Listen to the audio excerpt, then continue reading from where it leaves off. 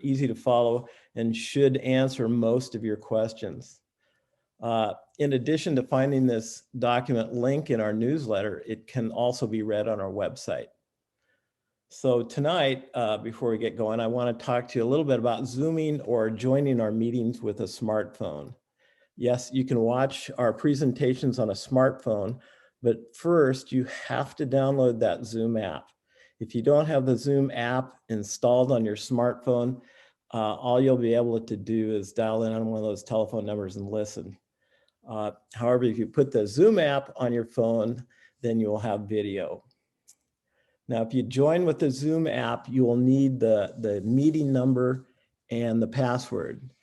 And I change those for every Geologists of Jackson Hole meeting. However, here's the cool part. You don't have to know any of those dial-in telephone numbers.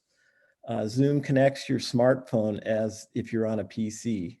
And you get all the same features you do on a PC, including shutting off the video if you don't want people to see you, the audio, the chat, and so forth. So launch the Zoom app from your smartphone, enter the meeting number, follow the password, and follow the prompts. The dial-in numbers that you see on Zoom meeting invitations, I mean, throughout Jackson and wherever you see them, they change very infrequently. You can write those down. But with those numbers, you don't get video, you just get audio. And that doesn't do you much good for our slideshow presentations because fortunately for us, our presenters have great slides, spend a lot of time working on them. And for that reason, I would highly recommend that you download the Zoom app, or better yet, just watch on your large screen PC. Now, for those who can't join us on Tuesday evenings, Elizabeth Kingwell records and uploads most of our presentations to YouTube for later viewing. So you can watch those later. In fact, you know what, if you missed our last talk on Yellowstone hazards, I would highly recommend watching it, including the Q&A at the end. Now, if you'd probably noticed, we've muted everybody's audio except those of our speakers for this evening's presentations. So if you want to ask questions, please use the Zoom chat feature. And that can be found by just moving your mouse. And when you do, look near the bottom of your screen, click on chat, and type in your question. Now you can address your questions to everyone, but please don't do that. Tonight, we'd like you to send them to Mike Shear. If you have a question about Zoom, send it to Brent Schaefer. But if you have a question for John Willott, please send them to Mike Shear. And at the end of John's presentation, Mike is going to read those for John to answer. So I hope everybody's clear on that.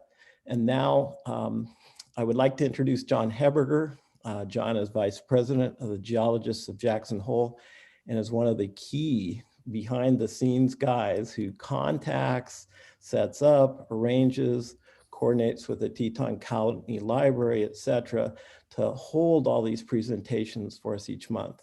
A great big thanks to John and Mike Shear who do that for all of us.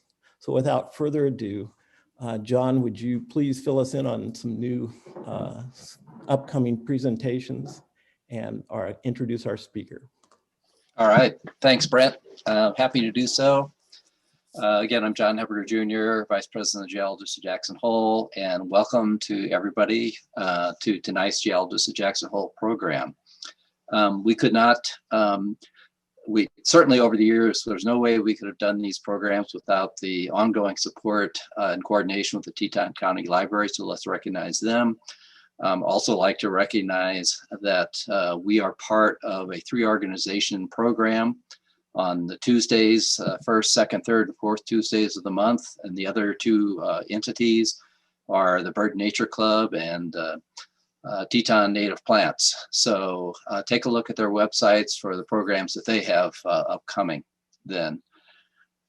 We also, beyond tonight, before I introduce John, I just want to remind you that there's quite a long list of programs through the year. There's a great one coming up in 2 weeks' time. Cynthia Blankenship with input from Mike Shear are going to be talking about parts of the Tetons here again, about the carbonate rocks, the big cliff armors that you see there at the Jackson Hole Mountain Resort. So let me go ahead and introduce our speaker tonight, and then I'll shut up and get him going. And our speaker again is John Willott, who is president of the Geologists of Jackson Hole.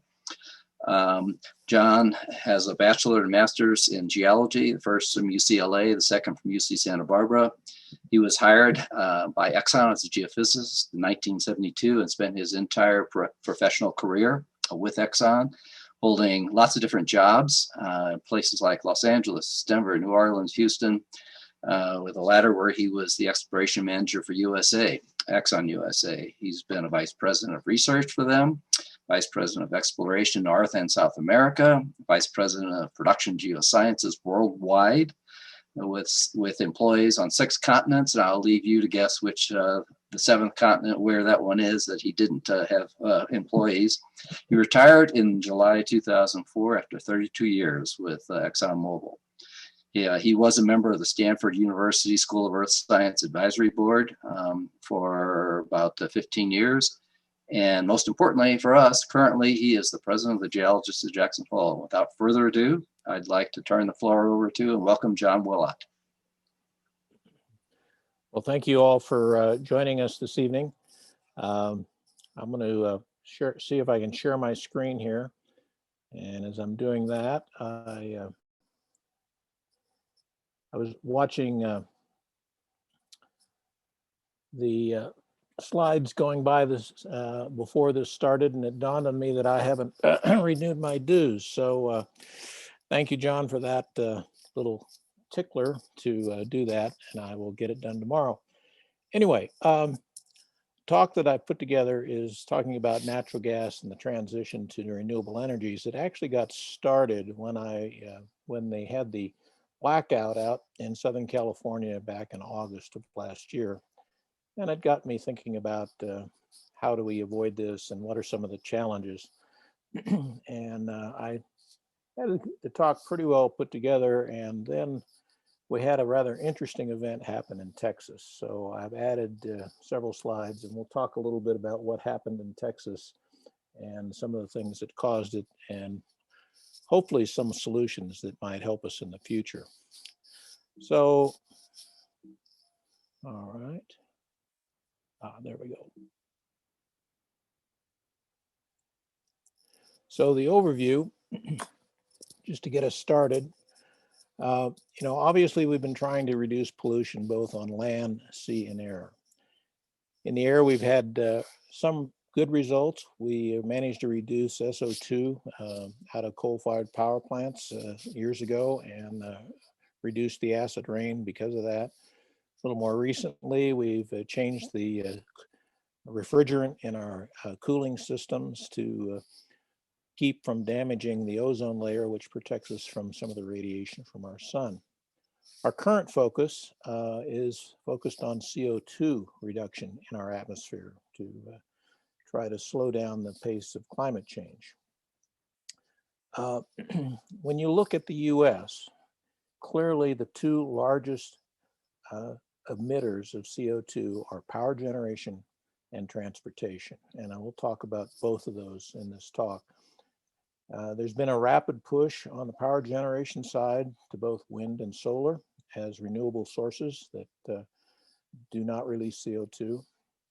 And as we saw very clearly in Texas and in California, reliability has become an issue on these renewable grids. And I personally believe that the natural gas can add reliability to these grids and can be done with proven technology we have today. It also, natural gas could significantly reduce the CO2 from transportation, cars and trucks. And again, that solution is currently available, but not included or pushed on any of our policies.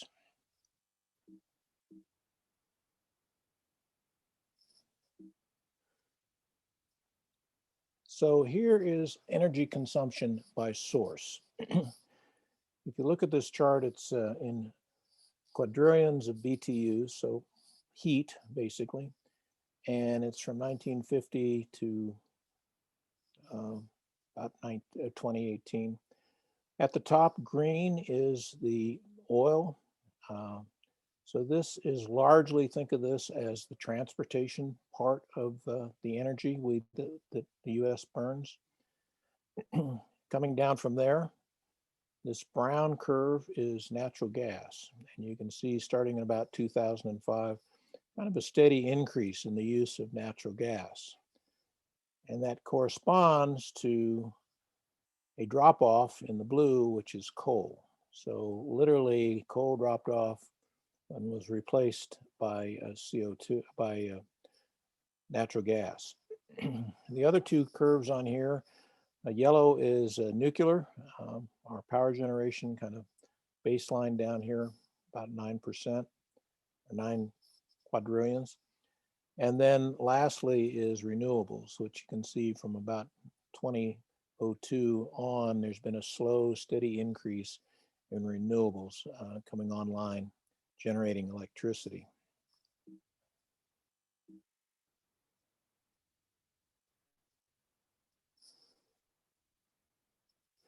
So the next question is, what is the CO2 emission from all these different sources? So this is a table all the way back to 1975 up through 2019, kind of the last good numbers I could find. And I've arranged this so we have coal and natural gas here. So think of this as our power generation, electricity generation.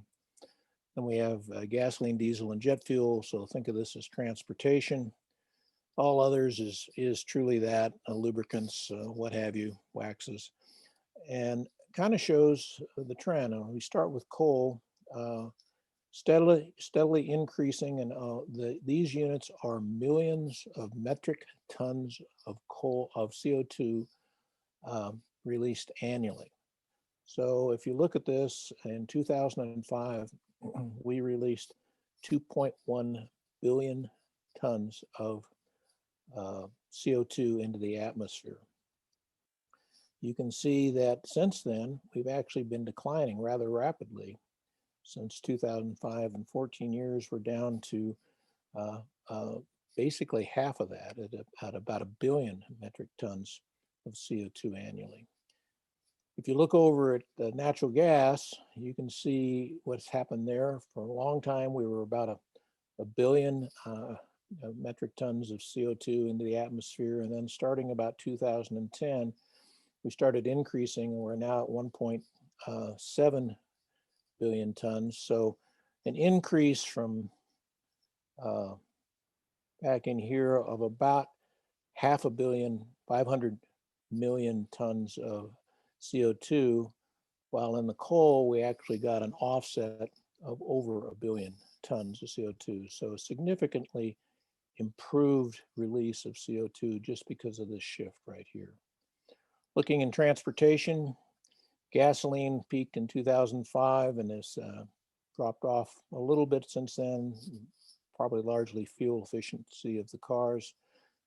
Diesels, not much change, about the same. Jet fuel, a little bit of an improvement with new planes back in 2005 and 10, but increasing travel, not so much last year into 2020, but through 2019, steady increase there.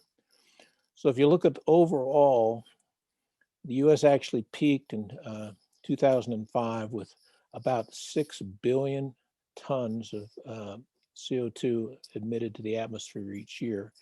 And we've dropped that down to 5.1 billion tons. And I noted in here in green the 1990 number of 5 billion tons of CO2. And I did that because if you remember the Kyoto Accord, that was one of the very first accords in regards to climate change, the goal was to have each country try to get back to 1990 levels of CO2 emission. And you can see, but by the change that we did in coal and natural gas, that we have nearly achieved the Kyoto targets by that change, and we're down close to what we were trying to achieve. So just by some good change is mostly economically driven, otherwise known as cheap natural gas. So in summary, if you look at 2019, as I said, we had emitted 5.1 billion tons of CO2, down from the high of 6 in 2005, comparing 1990 to what we're doing in 2019 is about the same, and all the reductions are the switch from coal to natural gas. If you look at just the two sectors, power generation emits 2.7 billion tons, transportation 2.1 billion tons, or on a percentage basis, between these two, that's 95% of all the CO2 that the US is emitting in those two sectors. So those are two that we really need to focus on. So let's take a look at what's actually making up this, and let's look at a molecular level. So let's start off with what we used to burn, and that was coal. And this is a coal molecule. You can see it's a real hodgepodge of carbon rings and what have you here. The key things to look at is kind of what actually makes it up. And the thing you need to think about is most of the energy out of hydrocarbons comes out of the hydrogen. So when you look at this, we're getting our heat and energy out of 204 hydrogen atoms. And in so doing, we're releasing 270 carbon atoms, which mix with the oxygen, and all of a sudden we have CO2. So that's part of why coal has been such a polluter from CO2 emission. If we compare that with our transportation fuels and methane, here is the molecule for diesel, a long carbon chain of 16 carbons with 18 hydrogens around it. And if you think about it, from the amount of energy you get for carbon atom emitted, what you find is diesel is about twice as clean as coal in energy per carbon atom. If you come down to look at gasoline, here we're at 8 carbons for 18 hydrogens, so we're getting progressively better. We're about 2.5 times better than coal. And then finally we come down to natural gas or methane, 1 carbon, 4 hydrogens. So basically on the ratio, we're 4.5 times better than coal. So you can see that shift makes a huge difference in CO2 emission. And that's part of why we've gotten back to the Kyoto levels. So the obvious question about moving to natural gas that you all should be asking is, well, how much do we have? When will we run out? And so I took a plot here from the EIA, Energy Information Agency. It goes back to 1980 through about 2018. And this is proven reserves of natural gas. To be on this chart, there has to be wells drilled, or you have to be able to correlate the wells that are drilled and producing natural gas to come into the proved reserve classification. It gets reviewed by the Security and Exchange Commission. So we were running along at about 200 trillion cubic feet of natural gas and proven reserves. At about 2005, we started this steady increase up to where we are now, which is about 500 trillion cubic feet of gas in reserve. And this increase in slope is largely due to the horizontal drilling and fracturing that they've been going for oil, but they're also, like in Pennsylvania and other areas, getting a lot of natural gas with it. So we've increased significantly our reserves to where we now have a 90-year supply at current rates. And basically, even with the predictions that our use of natural gas is going to increase between now and 2050 by about 33%, we still have more than enough natural gas at this moment to be able to do that and bridges through to reliable renewables.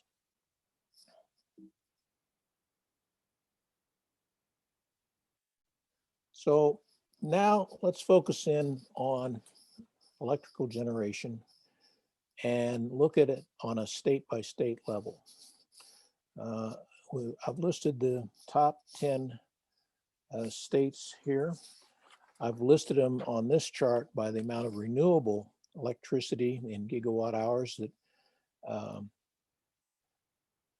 that they actually produce, and in their total electricity, again in gigawatt hours, that they produce in their state. And Texas, as in all things, if you just ask a Texan, of course, is bigger and better. And you'll see that they're the largest producer of electricity in the United States. And they're also the largest producer of renewables. If you look at these numbers, they are actually producing currently 18% of all renewable energy in the United States. And what's even more interesting is when you look at just this 3-year period here from 2015 to 2017, where they literally increased their renewables by 50%. And in that period of time, they added 24,000 gigawatt hours of renewable electric energy. And that is more than all the other 9 added together. And so clearly they had some interesting policies that influenced that. And Texas, by and large, their renewables are coming from wind, and the wind is largely out in West Texas. And we'll talk a little bit about some of the policies they put in place to kind of get this kind of growth, which has been sustaining. It's continuing to grow. California, also a big producer on a percentage basis. Not a lot of change, up a little bit, but on total gigawatt hours, they're not nearly as much as Texas. And you can kind of look at all the rest of them down there. So now let's actually stop and dig in to what on earth happened 2 weeks ago in Texas when basically the power grid nearly cratered. We had a lot of people with no electricity that then froze up the water system. And what happened? So to explain what happened in Texas, we first need to understand a little bit of what their power grid system is. It's actually in 3 fairly distinct parts. There's the producers. These are the guys with power plants and wind turbines. There's the grid that moves it from the producers to the cities, and then the distribution or distributors are the networks within the city that distribute the power to the homes or businesses. Now, they had instituted a number of things to try to grow renewables, and that focused on wind in West Texas. And to accelerate that, state actually put in on their own cost a major grid that went directly from West Texas to in between Houston, Dallas, and San Antonio. So from where the energy is generated directly into the population center, which really pushed a lot of wind turbines out there. Now, if you dig a little deeper into the policy, it's interesting that there's nothing that requires producers to actually produce. There's no penalty if they don't produce. The legislature in Texas decided that they just let the economics of things that, if you're not producing power, well, then you're not getting paid. We'll just let that drive everything. But on the other hand, when there's no penalty when you're not able to produce, that caused very little interest in investing in things that resulted in a reliable production stream of power. Now, what actually set the stage for what happened a couple weeks ago is the producers that had a lot of the major thermal, coal-fired, natural gas-fired, and nuclear power plants were doing maintenance on those base load plants, a number of them. So those were, running at half capacity or offline. And the wind producing, the renewable side, was actually producing 42% of the power in the state of Texas on the weekend before everything crashed. So clearly, with about 20% of the total capacity, this was really running pretty strong. Then the weather came in, cold rain, and then freezing temperatures, which ended up freezing the turbines. And rather quickly, they dropped from 42% down to 8% coming from the wind farms in West Texas.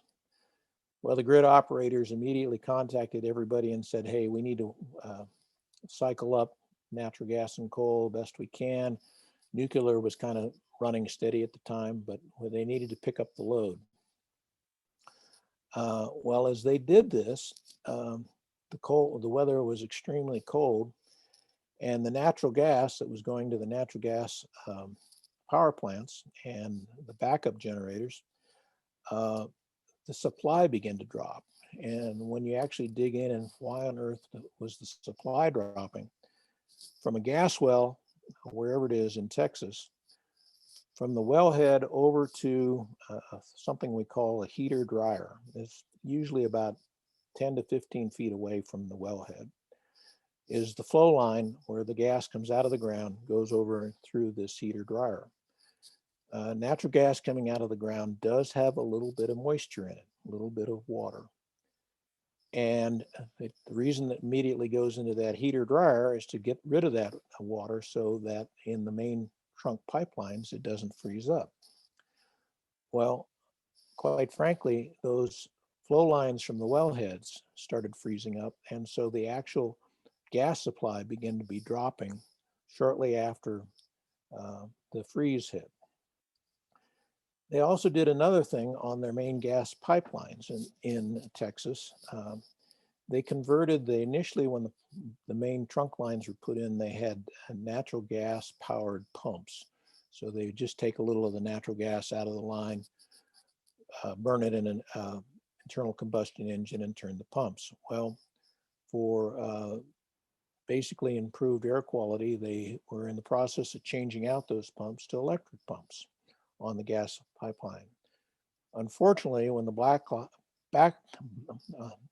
blackout began to hit everybody, it also hit the pipeline on electric pumps. And so literally the pipeline significantly reduced the capacity that was coming into the power plants.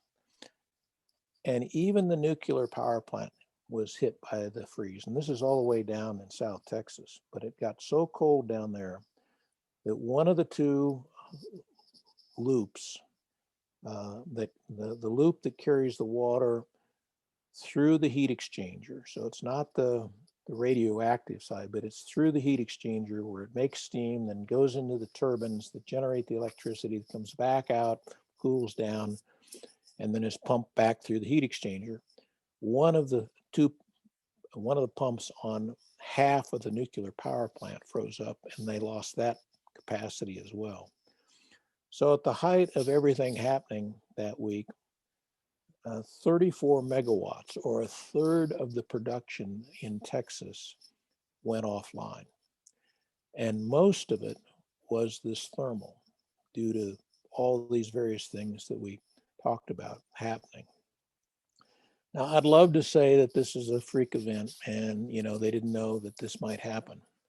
The fact of the matter is that they had freezes of about the same intensity as temperature, but of shorter time period.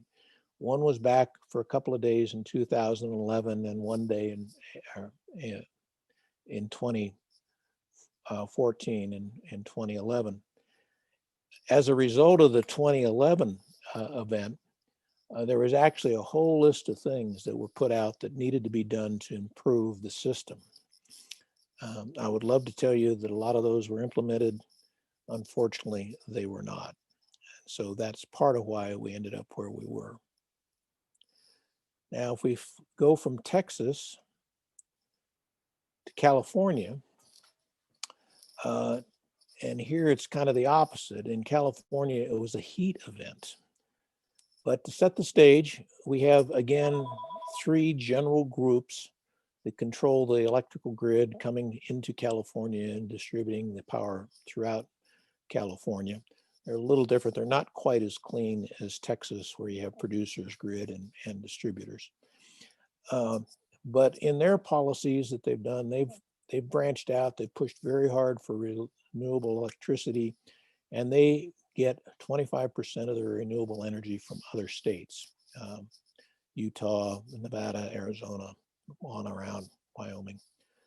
Well, in that hot August evening back last year, when the forest fires going on and everything else, solar dropped, of course, as the sun went down, and most of California's renewables, excluding the hydro, is solar. They have a little wind, but it's kind of the flip of Texas, which is mostly wind. In California, it's largely solar. That started going down, but of course, in the homes of all the customers, the air conditioning stayed on. So they began to get the grid out of balance. And so they immediately started talking to suppliers. And so they went to the states and asked for them to export more energy. And of course, they were also in the really the hot heat wave that was in the Southwest. There was this big heat wave. So they refused. So then they went to a whole list of backup plans that they have on paper. And on the list, number 1 thing was to increase hydro. And it said, well, they could get maximum hydro was 9,000 megawatt that could be put out of the dams. So they went to those operators and found that the dams are currently putting out 5.5 megawatts of power, 5,500 megawatts, as opposed to 9,000 megawatts. So they said, hey, we need to have you guys increase the flow and increase the power. The answer they got back is, sorry, the drought in California, the reservoirs are not sufficient for us to increase. We're running at maximum right now. So then they turned to kind of the next things down their list, to a natural gas thermal plant down in LA County, and said, hey, you guys need to fire that thing up and get it online so we get some power. Unfortunately, that plant had not operated for 6 years. And in fact, the year before, it had been approved for demolition, which in fact had already started. And so that plant was unavailable to come online. So I think the message here is that even though you have a good list and a plan, if it's not a real executable list, it's not really, you can't really generate the power that you need. And one of the things that I learned in putting all this together, it's very important. Now they have taken, there was not enough baseline producers to offset the drop in the solar. And if you understand how a grid works, it's very important that the supply that's coming out and the demand are pretty much in balance. If they get out of balance, so there's a whole lot more supply or a whole lot more demand than the other, it can actually take the whole grid down. And you'll remember there was some discussion about that in Texas, that part of the reason that they blacked out, quote, rolling blackouts, so quickly and lasted so long was because they were afraid it would take the whole grid down. When that happens, it takes not days, but weeks to bring the grid back up, because it damages components on the grid that actually then physically have to be replaced. So kind of to summarize all this, the challenges for renewables that we're working with, we've actually had very fast growth, which I think is an excellent thing, especially in Texas and California. But there are a few mistakes. In Texas, no real winterization of anything, but especially it was the thermals that really got to them. The natural gas thermal plants and the pumps in the other plants. And they didn't have much of any backup installed on the wind turbine side. So any kind of fast backup that they could have instituted was not available. California, the rolling blackouts, again, no reliable backup generation. When they tried to go down their plan, it really wasn't a plan, it was just paperwork. And it also has resulted in the way they've been doing their policies has resulted in higher costs, which I'll show you in just a second. The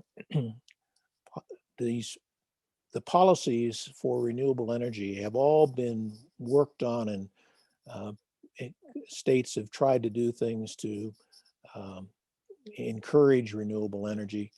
And what we see now is when they're stressed, those policies do have some flaws. This, I pointed out, no penalty for not producing, and winterization is not required, which on the plants. The 25% coming out of state where you may or may not get it, I would say is a question, and clearly their backup plan is not worth the paper that it's on when they don't even know that the plant is scheduled for demolition.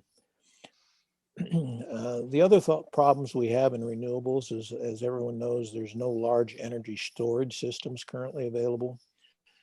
And when wind and solar are susceptible to weather and you're trying to keep the grid in balance, you need to think about how do we replace the full amount of energy being generated by these renewables. Baseline power sources have been removed from the grids, especially in California. There seemed to be a real, they almost like their scorecard is how many fossil fuel power plants they've removed from the grid.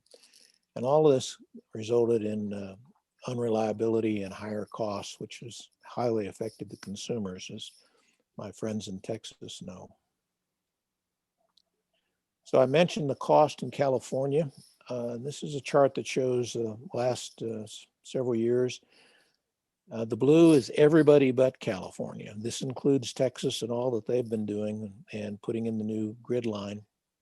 And you can see that they're running about 9 to 10 cents per kilowatt hour for all the energy, all the electricity. Whereas in California, they seem to be in a steady upward tick.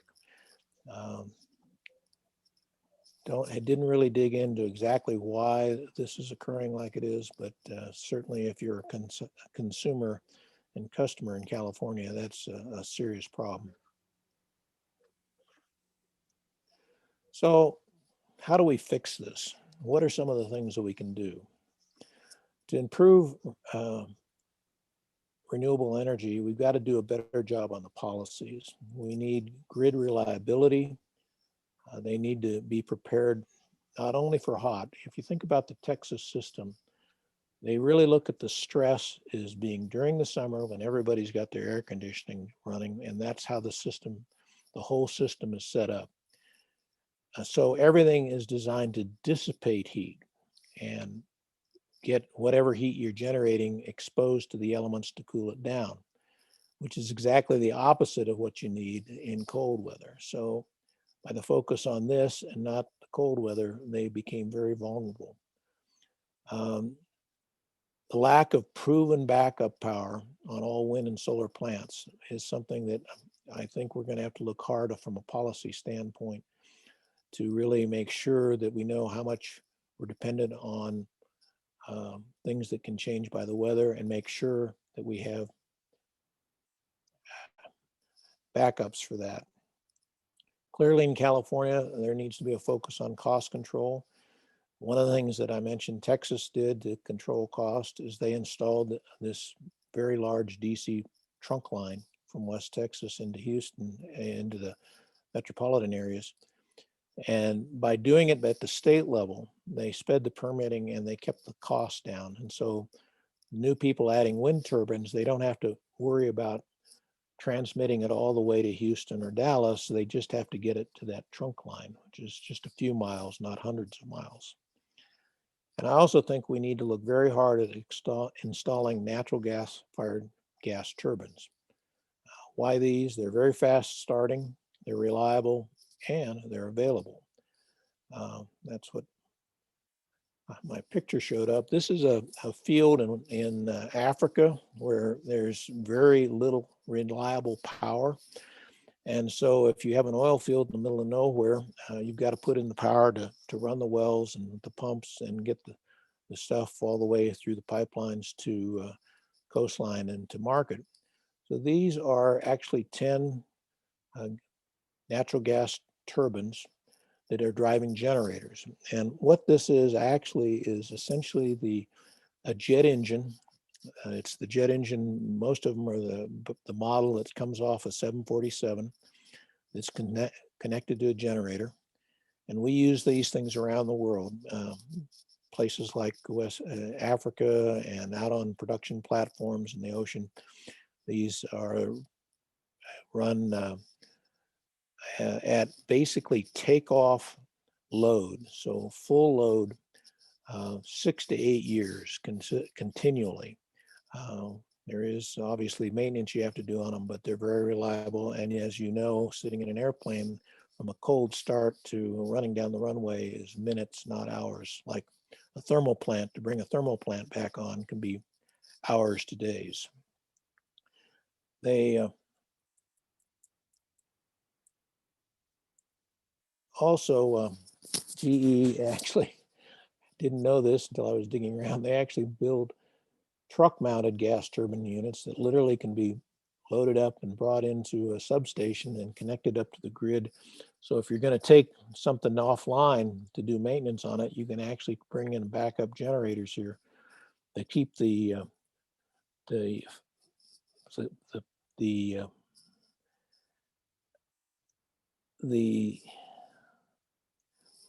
bring the power into the network and keep the whole grid functioning.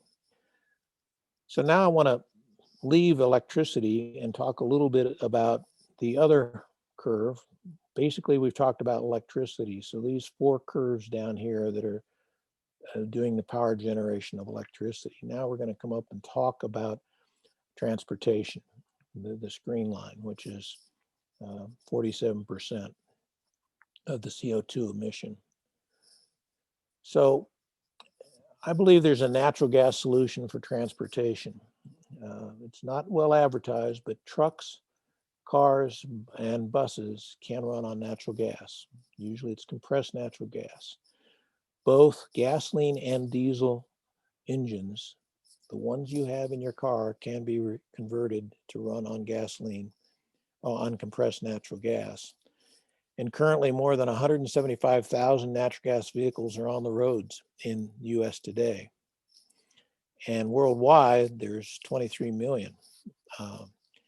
In fact, if you go to Australia and you get a cab, it's going to be powered by natural gas. You open the trunk and here's this tank in the trunk of natural gas.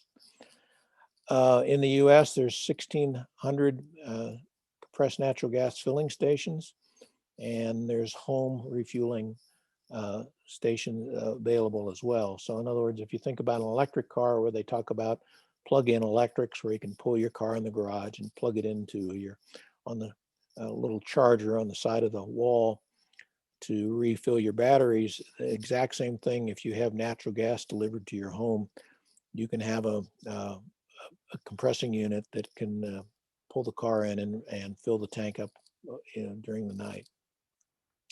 Cost of converting a car pickup from gasoline to natural gas, it costs about $6,000 to $10,000 to do it.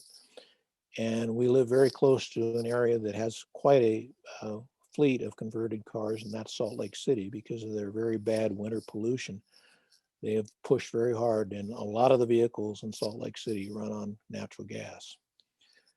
Now, when running natural gas, there's actually fuel saving from the cost of the fuel itself between $2,000 and $5,000 per year. Depends on what the mileage is. If you get really good mileage in your car, you only get about a $2,000 savings. If you're driving a pickup truck that burns a lot of fuel, you can get up to $5,000 per year savings, and it also is dependent on how many miles you drive.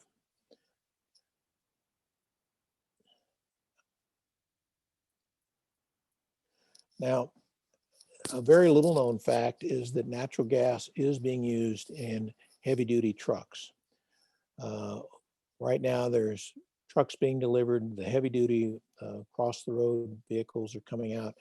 They can run a combination of natural gas and diesel in their engines, and because of the lower cost, they save a significantly amount in the fuel cost, because diesel is oftentimes about the same price as high test.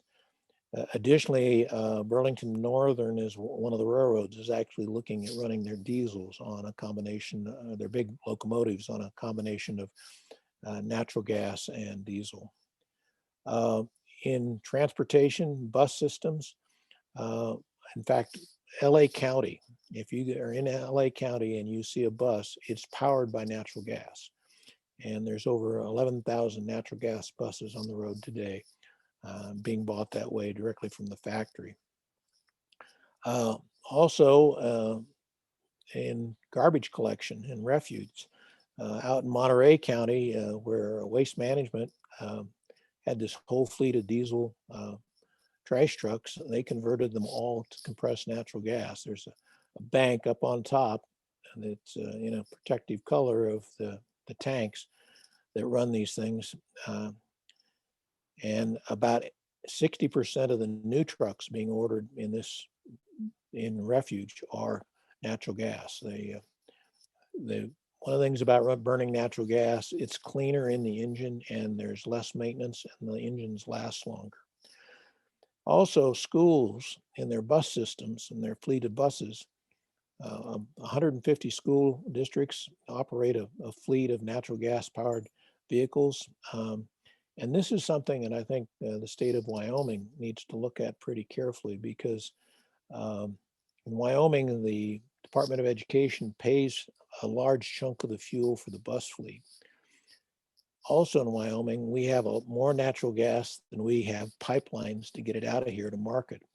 So we could use some of the natural gas that we can't get value for to power our bus fleet and save costs on that and improve reliability. Now, for the actual automobile that you may have, pick the pickup here, the conversion is fairly straightforward.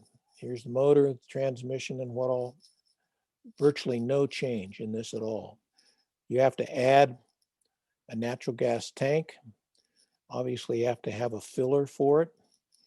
And then in the engine itself, there's a second fuel injection system specifically for the natural gas side of it. But this is the way that I think we ought to think about going, because here's still the gasoline tank. So this is what we would refer to as a dual fuel or a biofuel that literally by a switch of a click of a switch can go from burning the natural gas to the gasoline or diesel, if that's what the truck was originally. A picture of a car conversion. You can't see anything under the hood. I mean, it's just another set of injectors. Here's the filler for the gasoline.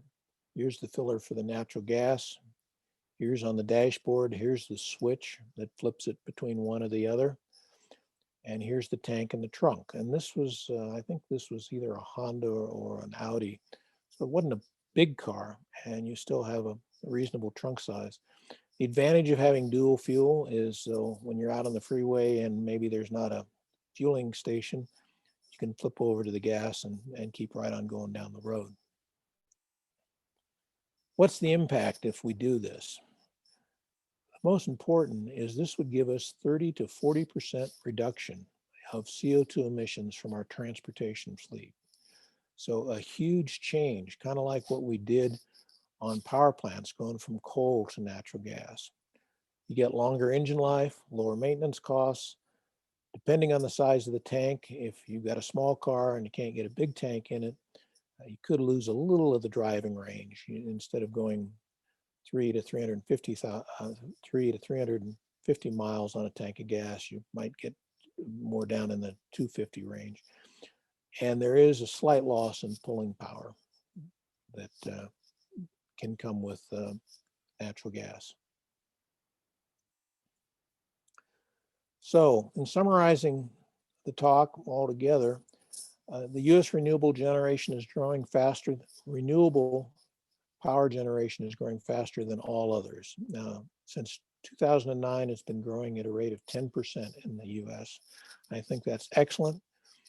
We have made some mistakes in policies that have impacted costs and reliability that I've talked about, and we need to go back, and the legislatures need to work on those policies and get them so that they're corrected.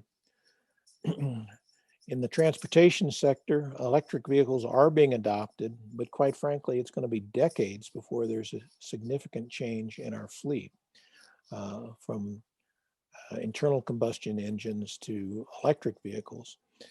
And additionally, the $7,500 tax credit you get when you buy a Tesla is actually going to be phasing out very soon, because it's supposed to phase out when they produce 200,000 vehicles, which they're approaching.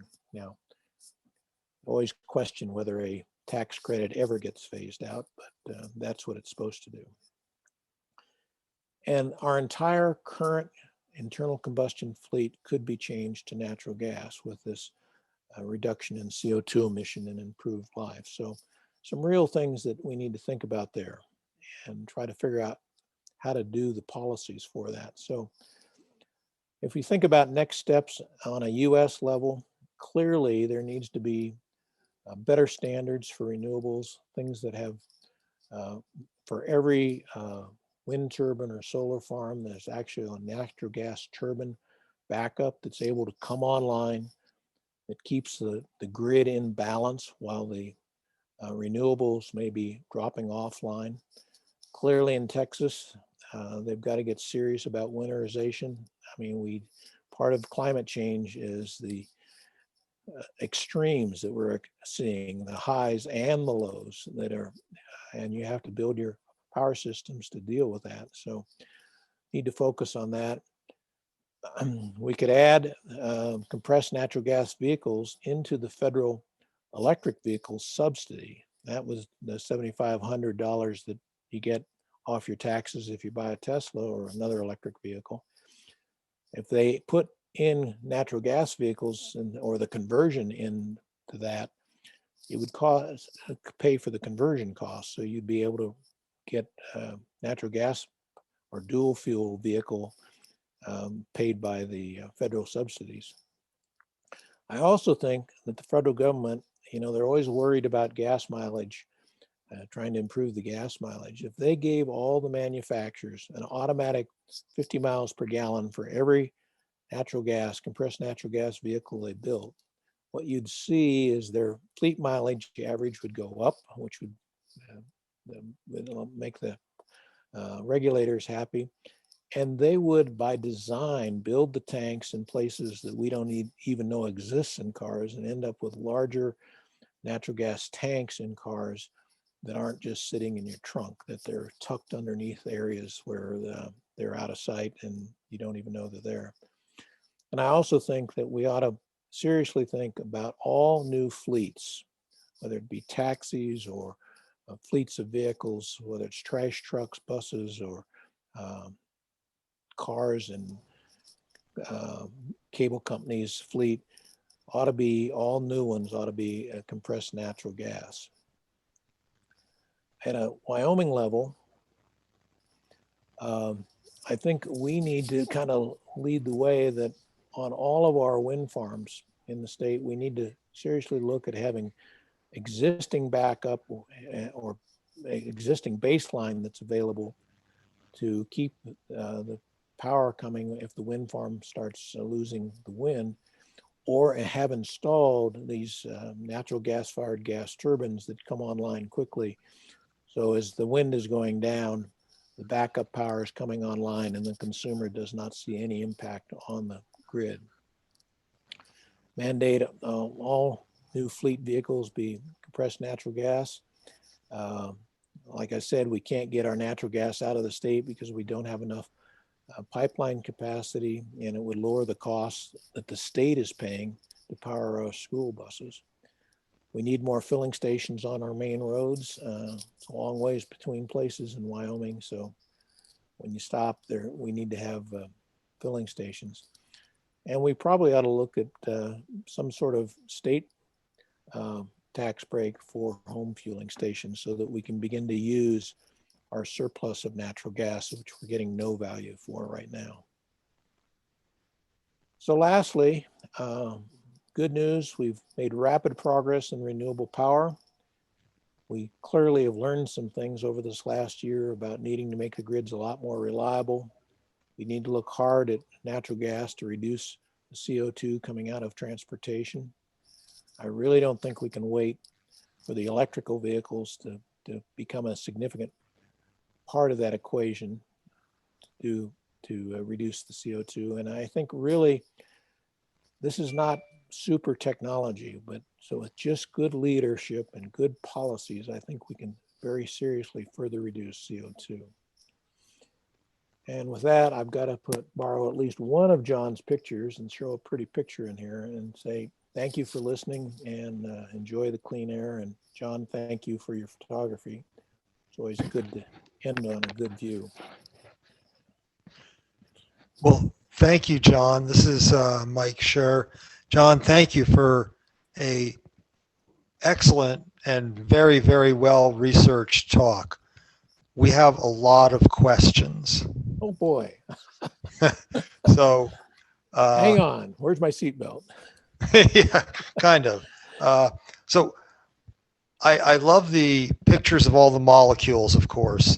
Yeah. And I know you put that in just for me. Absolutely. So I just wanted to clarify, all of our hydrocarbon energy basically comes from breaking the carbon-hydrogen bond. And therefore, the higher ratio you have of hydrogen to carbon, like methane, it's 4:1, right, the more energy you get and the less CO2 you produce. Is that a good sort of assumption? Yeah, that's what I was trying to talk about, the ratio. Exactly. Okay, good. So lots of places in the world used wind power that are much colder than Texas, such Right. as Scandinavia, even North in Sea. Antarctica. Right. How are they doing it successfully? Well, just like airplanes, you can get an airplane that has no frost prevention on the wings. And then you can get airplanes that actually have heaters on the wings to where you can heat the wings to keep the ice from forming. This all goes back to how the Texas system was designed. It was designed to work in hot environments and with the idea that they never got cold weather. And so had they not had the rain right before the freeze, they might have skated by, but there was probably enough moisture in the atmosphere that they would have iced up the blades. And the minute you start getting ice on those big blades, they get out of balance and they have to shut them down or they'll break. So that's the issue. And yeah, the wind turbines in the North Sea have heaters on the wings to keep them from icing up, just like you have heaters on the wings of an airplane. So would more coordination at the federal level help? And is that politically viable?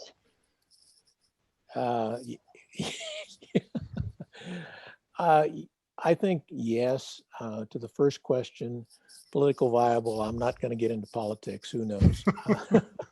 But fair enough, John. To me, it's almost like building codes. I mean, in Florida, they kept having these hurricanes go through, and the entire roof systems were ripped off the homes. And they finally got looking at them, and the contractors are putting the homes together, and there was nothing but a few nails holding the roof rafters onto the walls of the house. And so They changed the building code so that now there's actually straps that have to hold those roof systems on so they don't blow off in a hurricane. Similarly around here, our homes are built, the newer homes are built with earthquake codes. So I think having good codes, I mean, there's no point in putting in stuff without winterization, because winter does come to everywhere. And when it completely knocks off your system, it's a price that I don't think the consumer wants to pay.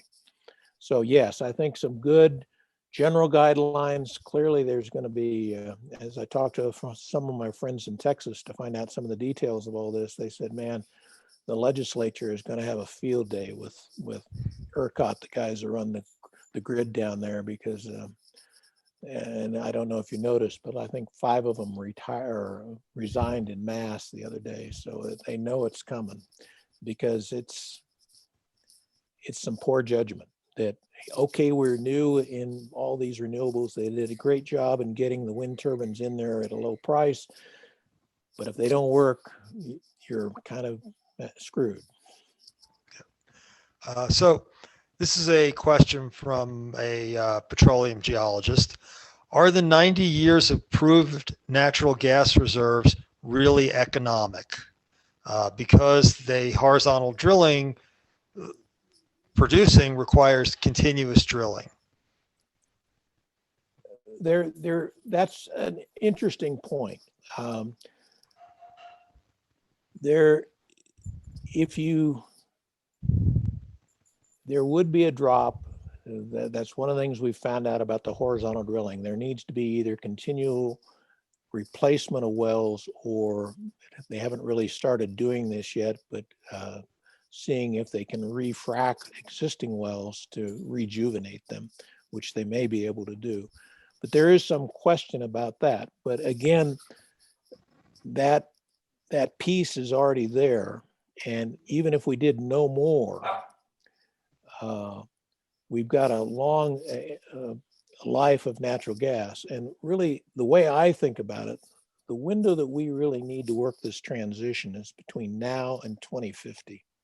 I think by the time we get to 2050, we'll have figured out really good, reliable, renewable systems, and both the demand for natural gas power supplementation and that sort of thing will be down. So I think we've got, even on a conservative side, it's 90 years if we don't do anything. Well, right now, prices of oil and gas, we're not doing a whole lot, but what's in proven reserves, by definition, the SEC, it is a function of price. So it is economic.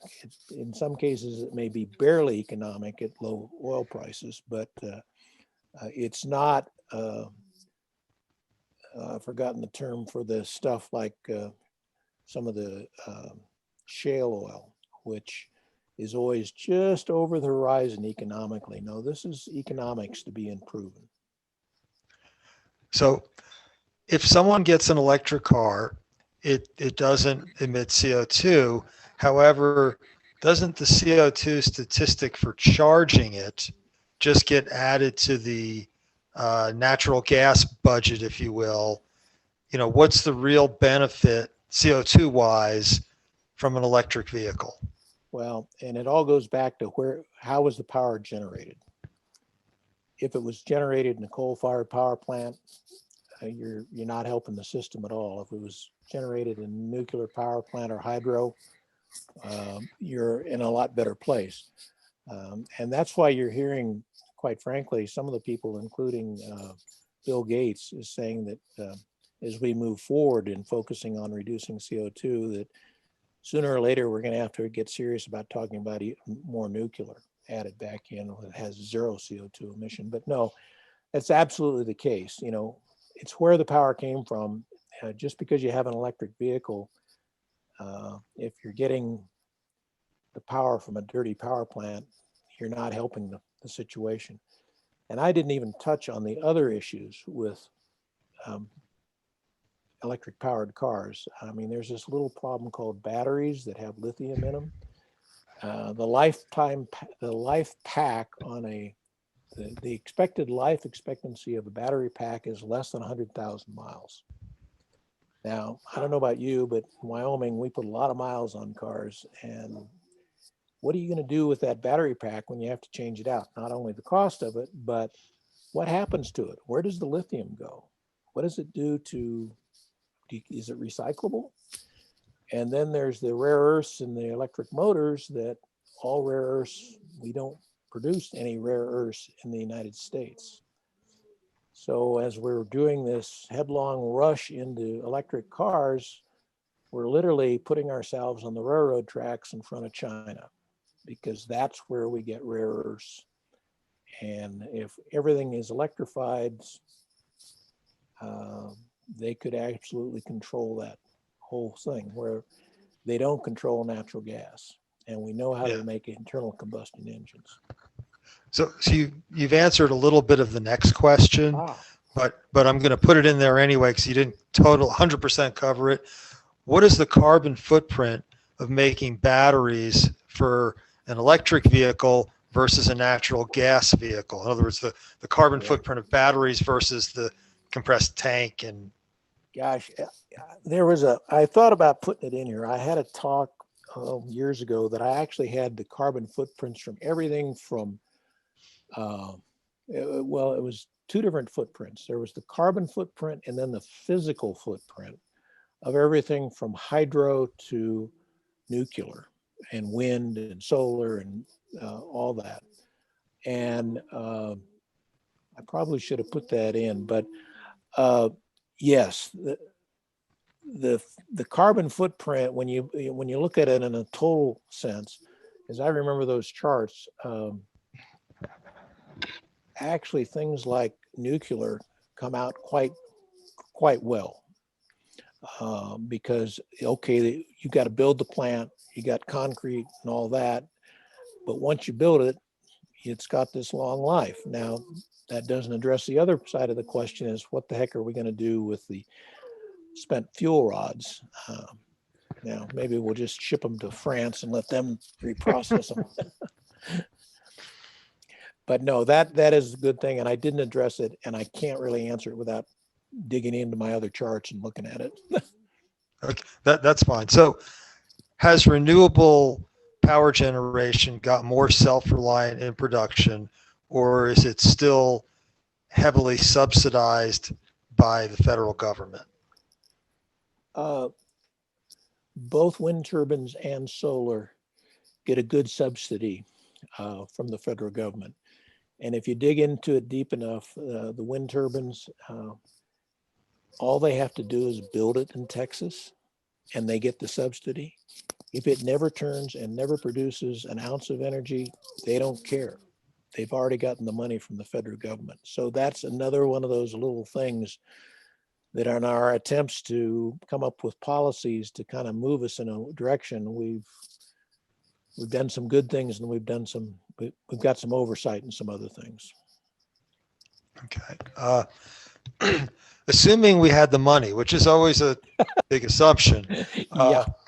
What is the potential of building a grid in Wyoming that combined natural gas, nuclear, wind, and solar, and then could distribute the electricity to the places where it's used, intermountain states, Midwest, West Coast?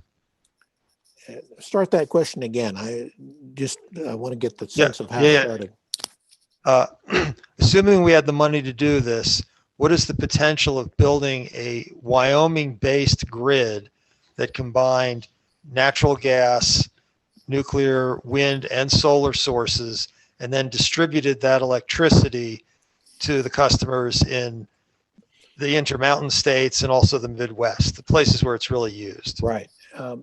There's actually a fair amount of that beginning to happen right now. In other words, everybody knows who lives in Wyoming that we have a lot of wind here. And one of the things that we've done is initially we were very concerned about having to have a power grid all the way from Wyoming to California. And then it dawned on the guys developing the wind turbine farms that, well, all you got to do is get it to a coal-fired power plant. And so then they've already got the power grids going to the distribution side of things. And then the other thing that the wind farm guys have done here in certainly around Cheyenne and in Medicine Bow is because of the proximity to excess natural gas, they have installed these big gas turbine generators at the substation within the wind farm. So so what you don't want happen to a grid is you don't want to have big abrupt changes where the wind just goes flat, like you're out sailing your ship and it just suddenly you're in dead water. That really disrupts a grid. If you can, whatever you do, do it gently and allow time for other things to come online, your grid is much more reliable. So what they've done is actually put on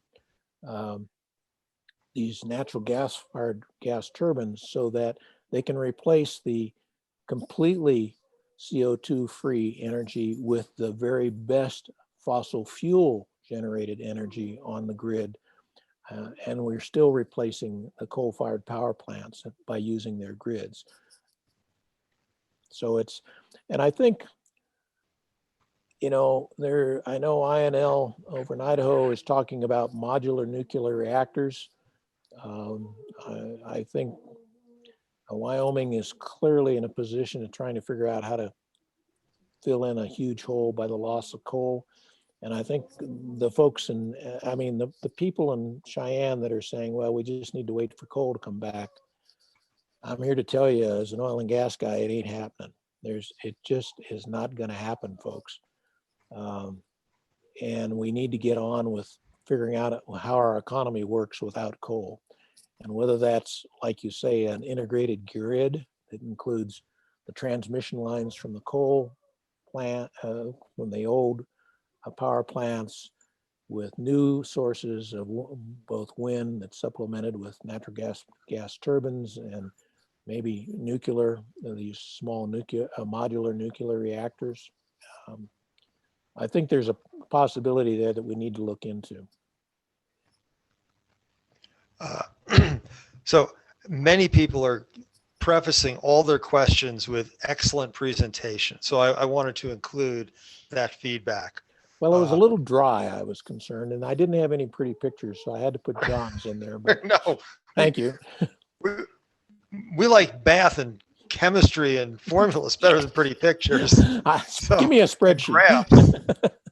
One graph is worth many pictures. Absolutely.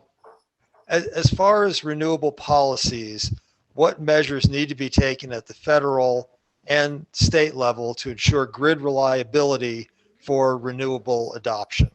Right. And I think the federal government has a role to come out with general guidelines. Now, I didn't talk about this, but there's literally 3 grids in the United States, 3 electrical power grids in the United States. There's a Western grid, there's an Eastern grid, and there's the Texas grid. And Texas did that very much on purpose so that they didn't have to, they could kind of thumb their nose at federal regulations a little bit. But I don't think right now the people in Texas are going to think that was a very good idea. And I think there needs to be change that there's general guidelines from the federal level, and then there are grid level guidelines that have to be adopted across all the producers and users within that grid to really focus on reliability and do it in a way that's, I haven't really researched it enough to understand why California electric costs are going the way they are, but it's something's going on out there that they need to focus in on. But because Texas has kept the cost down, but at what price? Clearly, we now know at the price of unreliability. So a couple of easier questions, I hope. Is there a natural gas fill station here in Jackson? Yes, Lower Valley. Good. Do you know the stated policy of our senators? No, I don't. Well, I was going to say no is an acceptable answer here. I'm not sure what exactly our senators are doing in Washington myself, but we're not going to go there. No, I don't know. I know I have worked with several of the state legislature guys, Jim Roscoe and Mike Guru, and I've had a number of discussions about energy policy in Wyoming and some of the things we can do to try to dig our way back out of the coal hole that we're in, and all the different ideas that are available. And those guys are really trying to come up with solutions. I've not had any kind of interaction at the federal level, so no. Okay. Recent events showing challenges with grid reliability were prompted by climate disruption. Doesn't adding new natural gas generation just add fuel to the fire? In other words, more CO2. Why is natural gas or new natural gas generation a superior solution to others that have a lower CO2 output?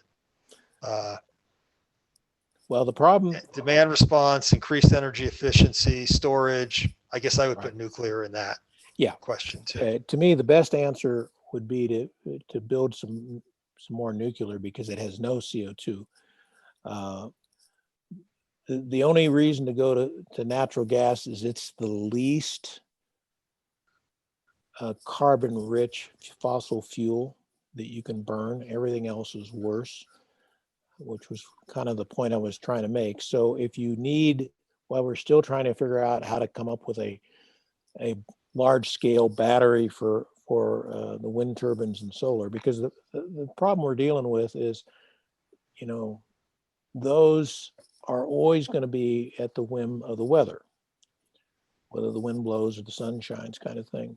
And so until we have some sort of very large scale storage system for those, we're always going to be at the whim of those. So then you've got to have some sort of baseline. So if you're not willing to build a nuclear power plant, then the next best thing you can do is, from the generation side, would be natural gas. It's better than coal. It's certainly better than oil. Now, there was, in that question, there was also a comment about things like improved efficiency. And yes, that's in some of the numbers I showed you, where in the car transportation, the drop from 2005 down to where we are now in the consumption of and the CO2 being generated by cars and trucks is because of the improved efficiency of the engines and that sort of thing. There's a ton of energy wasted in buildings. And I know the architects are focused on that and trying to figure out how to build buildings with much better energy demands, much lower energy demands that kind of work with the climate they're in, as opposed to kind of, big glass building in the middle of a frozen tundra is not a good design, But there's a lot going on in that, and there's a lot of upside in that about being able to build buildings. Buildings, don't directly release CO2, but if you've got to use a ton of electricity to heat them or light them, then they're part of the problem. So this next question is 3 parts. It's from our favorite engineer. And so I'm just going to go through one question. Can I just say yes or no as you go along? I don't think so. So the media reports on the Texas problem, and you've touched on this, mentioned freezing of wind turbines and gas supply. Please explain. I think you got into the talk a little bit late, but yes, that was exactly the problem. Basically, the cold weather came in, it was raining, and then the real cold weather hit. And so you had wet wind turbines, and then the blades with the cold weather begin to freeze up just like airplane wings. And as soon as you start building ice on those turbines, you've got to shut them down because the vibration in the blades will destroy them. So that gets shut down. And then The natural gas, I mean, I was stunned when I realized that they've been busily replacing the pump motors that used to be natural gas driven internal combustion motors to turn the pumps. So all they had to do is siphon a little of the natural gas off the pipeline to turn the pump into electric motors, which makes you completely dependent on the electrical grid, which I don't want, you know, the natural gas grid to be dependent on the electric grid. That's not good planning in the base case. And then just on the thermal units, which, I mean, again, in the numbers I was showing there, that most of the problem was in the old guard thermal units that, again, didn't have the winterization built into them. And those went offline, were more offline than the renewables. So it was a case of, you know, not building for the worst case scenario. I mean, you know. Question number 2. What is the cycle efficiency of gas powered generators from gas turbine topping units to large combined cycle base load plants? Don't know the exact numbers, Bob, but the large baseload ones actually are better thermal efficiency, but they take a long time. You're literally boiling water, so they take a long time, hours to days to bring them up and to take them down.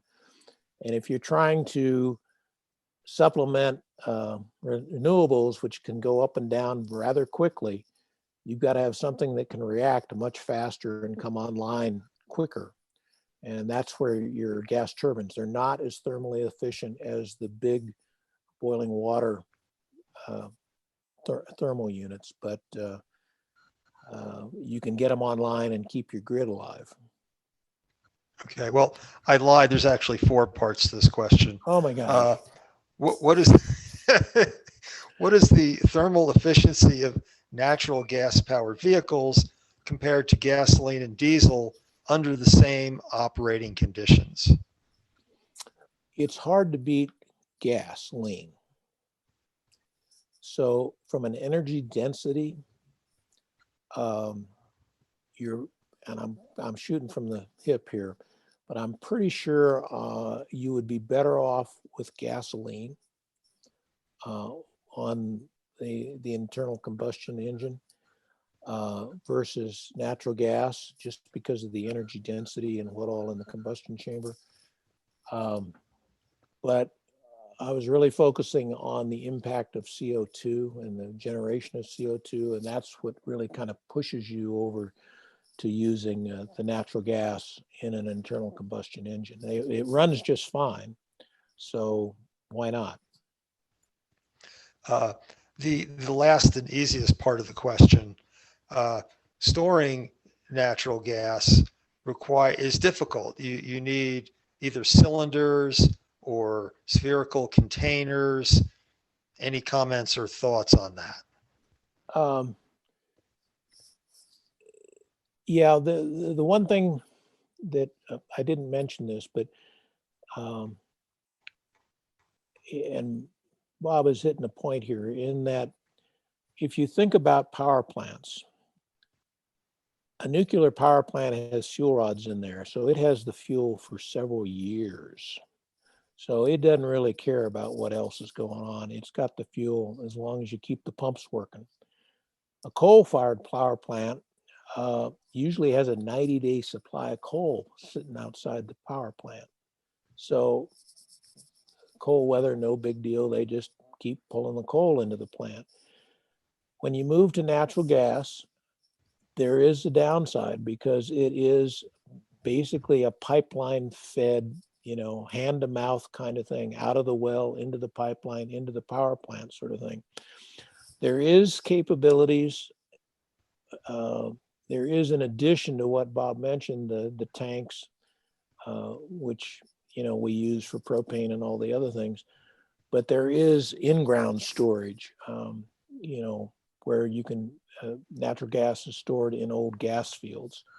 That is another place where you could store significant amount of gas And there's plenty of old gas fields around that, certainly in Texas, where they could store that. Now, if they put in pumps to get it out of there that are electrically driven and not winterized, they haven't gained anything at all. Well, a couple more Bob questions, but they're good questions. So, Yeah, he's known for good questions. yes. So how long do the wind turbine blades last, and what do you do with them afterwards? Can they be recycled? Do they just get trashed? Do we even know yet? I don't know. I do know that they're largely made out of polymers and fiberglass kind of stuff to keep them very light. I have seen, if you go on YouTube, you can see some wind turbines self-destruct when one of those blades gets destabilized or delaminates. It was, error in manufacturing. But yeah, at least when you're trying to recycle wind turbine blades, it's kind of an inert substance. You can probably grind it up and put it in concrete or something if it's just fiberglass and polymers. You've got a whole different issue when you start talking about photovoltaics on your rooftop. How long do those panels last? And what's in them? And how do you dispose of it? I've heard that there's stuff in there that you don't really want in a landfill. I've heard they last, on a good day, maybe 20 years. And it's kind of like my point I made about the battery packs in a Tesla. They're less than 100,000 mile kind of lifespan on them. And us folks in Wyoming put a whole heck of a lot more miles on a car than 100,000 miles. And we don't have to change out the motors usually. So we need to think holistically, absolutely, as to, what do you do with this stuff at the end of its life? Is it recyclable? What is it? We thought there is a recycling process for nuclear fuel rods. We haven't wanted to spend the money to be able to do it. We can go to France and they can do it, but it's billions of dollars to be able to do that. What's it going to cost to recycle batteries? Can they be recycled? Those are all the kinds of hard questions we really need to grapple at this. And that's why I actually feel better of saying, hey, I know how an internal combustion engine works. I know how to recycle it. I know what it does if it ends up in the trash heap. And oh, by the way, I can run it with natural gas rather than gasoline or diesel. And I can do that for the next 20 years while we're figuring out how to work with batteries, as opposed to just go headlong into saying batteries is the answer, and we don't really know the full life cycle. Yeah, and we've had a couple of comments answering that, and wind turbine blades basically go into the trash. They're not currently recycled. There's a push to do that. There recently was an article saying, well, let's just put them in our coal pits in Northeast Wyoming and fill them back up. And that will complete the cycle. So the nuclear energy, can you talk about spent fuel and what someone's basically asking, what is the role of that and what does that even mean? All right. Well, spent fuel rods are, well, let me give you a few of the things that I do know about all this. I've heard it explained that if you took, we had a maximum, I think it was 110 nuclear power plants in the United States running maximum at one time. Now, a few of them are offline, and I think we're in the 90s now. And they've been running since certainly the 60s or 70s. If you took all the spent fuel rods out of all those power plants and started putting them on a football field, you would basically just occupy one football field, and it would be about 6 feet high. Now, if you recycled those, it would end up in the end zone. So when you actually talk about what's the volume of the stuff, it's actually a pretty small volume. The other piece of it is that a spent fuel rod, a fuel rod is not highly enriched like a plutonium bomb or something like that. That fuel rod, I want to say the numbers are like less than 10% of the radioactive material in it that generates the heat. And when it's spent, it goes from, about 8% down into the 2 and 3%. So there's still some in there, but you're not dealing with, like plutonium. That doesn't mean that it's not dangerous. And right now, we've never figured out, where to put it to where it's not going to eventually pollute something. Now, quite frankly, I go to France. France produces over 80% of their energy all with nuclear power, and they recycle every bit of their fuel rods because they designed the plants to be able to do that. When they recycle the fuel rods, they turn them into glass. Now they're warm glass pellets. So they may heat water, but because they're basically put into a glass form, the radioactivity can't get out of them into the environment. So there are techniques that are proven technology being used today for the last 10 to 15 years at least that can deal with the radioactive waste. It just takes a lot of engineering and money to do it. On the other hand, I don't know if we can contract with France to ship them some fuel rods. But, right. And the reason the United States decided not to do this because of fears of proliferation. Right. Jimmy Carter's policy was, if we don't do it, others won't. Didn't work for us real well, but because other countries do recycle the fuel rods, and if you don't do it right, you can do enrichment in that process, and that's what he was worried about, ending up with nuclear. But if we did, we would end up with cheaper nuclear power production, and we would end up with less nuclear waste. So if you recycled this, you could literally turn the spent fuel rods back into new fuel rods, making even less waste, run them through the plant again, and just kind of keep doing. And you need to do less mining of new uranium to keep everything running. Yeah. Right. I'm going to just try and handle like 2 more questions so that we're not here all night. And I'm very sorry if I didn't get to all of your questions, but so why is natural gas a superior solution to electricity for cars? The auto industry is making significant investment in electric vehicles. It would seem more efficient to do it right at the start when you produce the vehicle than a post-conversion, which you're suggesting. In addition, every house in the United States is wired for electricity, even though we don't have probably the correct voltage to charge your car battery. Right. I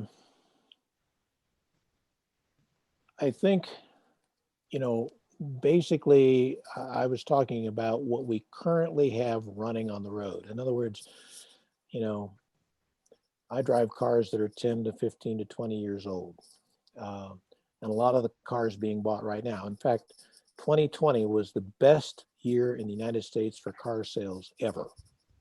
So people, even though they were hunkered down in their homes, they were out buying cars. So we bought a whole bunch of new a whole bunch of new internal combustion engines, and in California they bought a bunch of 8 to 10% of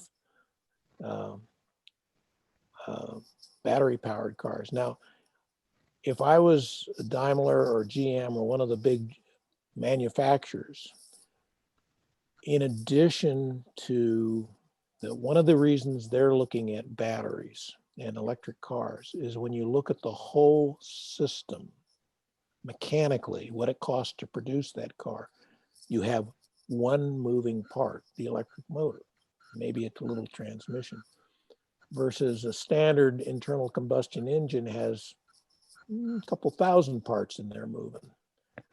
So for them to actually build one, the material that goes into it, is easier to build. There's less things to break. They take very little maintenance.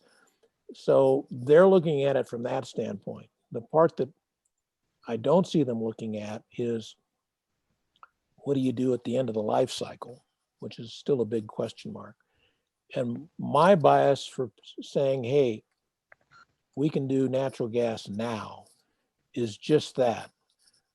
We know how to do it in the cars that are on the road right now. Let's put it in it, just like we're subsidizing electrical vehicles. Let's put it in it and be able to get the 30 or 40% reduction in CO2 out of the current fleet. Because to get a full fleet of electric vehicles, we're probably talking 30 years. So, and all that time, we're putting more CO2 in the atmosphere. So to me, we can do it now, and it's a known technology. Whereas, yes, we'll get there on batteries, and I can see why the manufacturers want to build battery-powered cars.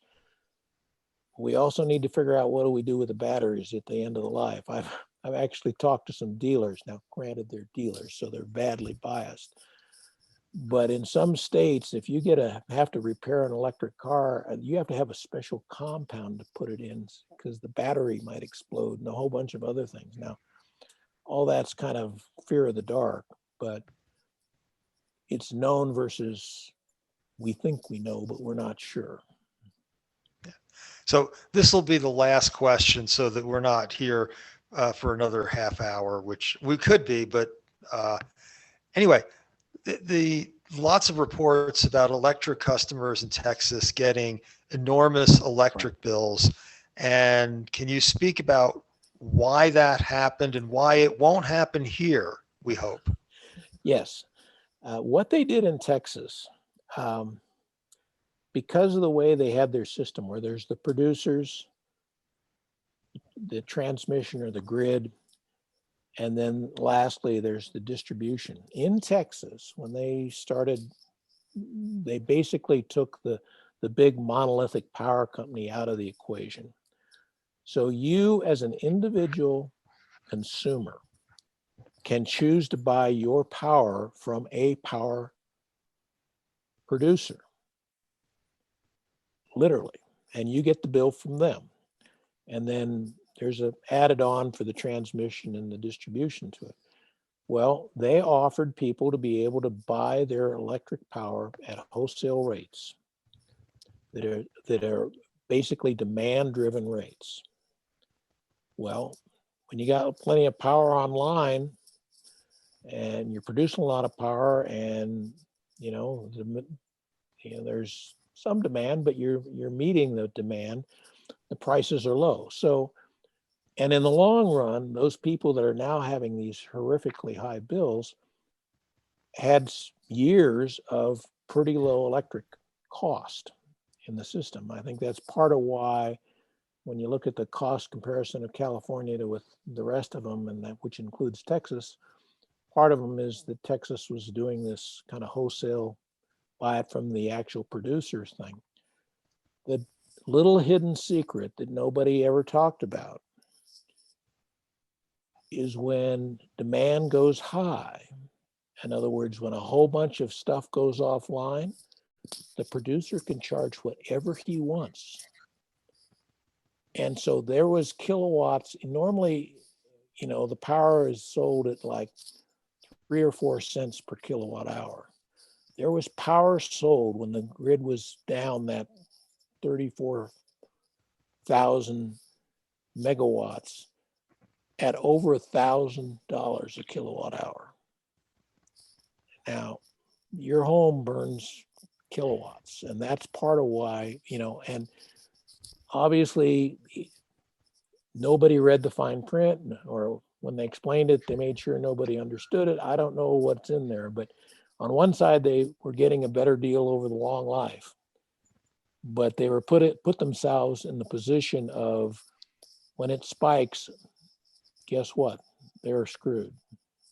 And I'm sure that the Texas legislature will do something to try to ameliorate that, but that was just the system that was put in place. And I think the point to really be made is we're trying all these new things. And I think what we found out in Texas and a bit in California is we're kind of in the same position of trying to go to electric cars and stuff like that. We're going to find some things that kind of bite us if we're not careful. So we need to be careful in how we move forward on that.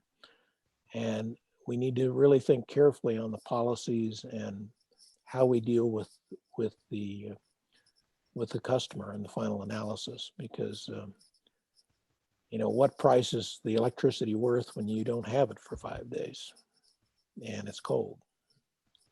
So Yes. And our listeners are chiming in with whoever reads that user agreement thing anyway. exactly. And I guess we should be. So, John, I want to thank you for an absolutely engaging and excellent and very well researched talk. Very timely, of course, as well. Just a terrific job.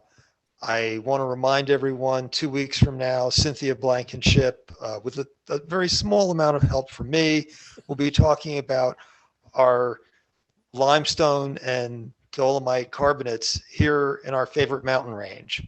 And you won't want to miss that. So thank you, everyone. And again, John, excellent talk. And you really covered an enormous amount of ground in a very short amount of time. And I know how much work it takes to produce these talks.